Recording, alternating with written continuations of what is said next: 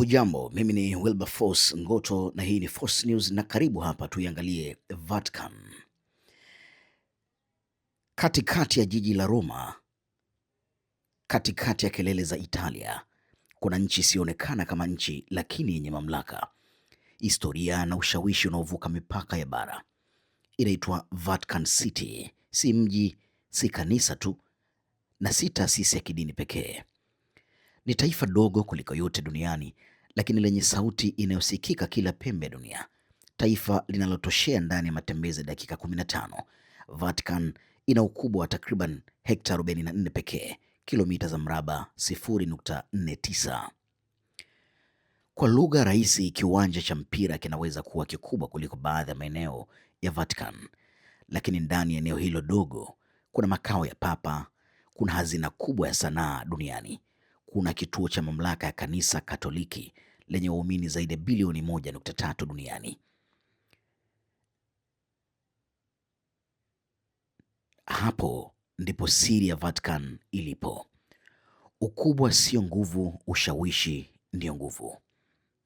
Vatican imezungukwa pande zote na jiji la Roma, lakini si sehemu ya Italia.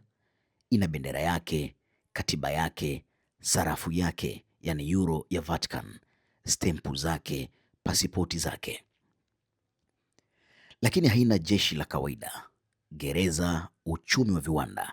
Badala yake inalindwa na walinzi wa Uswizi, Swiss Guard, jeshi dogo lenye historia zaidi ya miaka 500 linalojulikana kwa sare zake za rangi kali lakini nidhamu kali ajabu.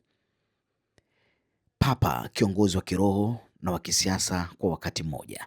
Papa sio kiongozi wa dini tu. Papa ndiye rais, Papa ndiye mfalme, Papa ndiye kiongozi wa serikali. Na kwa kanuni ya karne nyingi, Papa lazima awe hajaoa, si kwa sababu ya siasa, bali kwa imani kwamba kiongozi wa kanisa ajitolee kikamilifu kwa huduma ya kiroho. Hakuna uraia wa kuzaliwa Vatican. Hili ni jambo la kushangaza zaidi. Hakuna mtu anayezaliwa akiwa raia wa Vatican. Uraia hutolewa kwa Papa, makardinali, maskofu, watumishi maalum wa Vatican, na ukimaliza kazi yako Vatican, uraia unaisha. Ni taifa pekee duniani ambalo uraia ni wa kazi, si wa damu wala ardhi.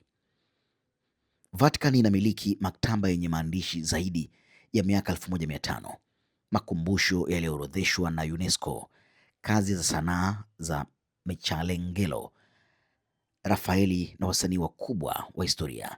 Dari la kanisa la Sistine pekee lina thamani isiyopimika. Ndiyo maana Vatican ni moja maeneo yenye hazina kubwa zaidi ya sanaa duniani, lakini pia moja maeneo yenye siri nyingi zaidi, hasa kuhusu nyaraka za kihistoria na masuala ya kifedha. Vatican haina reli, ila ina kituo cha reli. Ina reli fupi kuliko zote duniani, chini ya mita 300.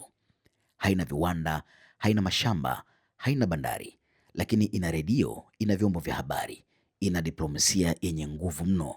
Kwa hakika Vatican ina uhusiano wa kidiplomasia na zaidi ya nchi 180 duniani, zaidi ya mataifa mengi makubwa.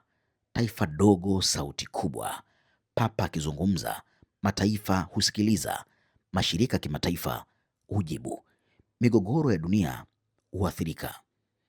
Sauti ya Vatican imewahi kupinga vita, kutetea wakimbizi, kutoa msimamo kuhusu haki za binadamu, kutoa mwelekeo wa kimaadili kwa dunia. Kwa nini Vatican ni ya kipekee? Hili ni swali la muhimu kujiuliza. Vatican inatufundisha jambo moja kubwa. Taifa sio ukubwa wa ardhi. Taifa si idadi ya watu. Taifa ni nafasi yake katika akili na mioyo ya watu. Katikati ya dunia inayopima nguvu kwa silaha na uchumi, Vatican imejijengea nguvu kwa imani, historia, alama na ushawishi wa kiroho, na pengine ndio maana licha ya kuwa ndogo kuliko zote duniani, Vatican hubaki kuwa moja ya nchi zenye uzito mkubwa zaidi katika historia ya binadamu. Naitwa Wilberforce Ngoto na hii ni hadithi ya taifa dogo lililojenga himaya bila bunduki. Endelea kufuatilia Force News.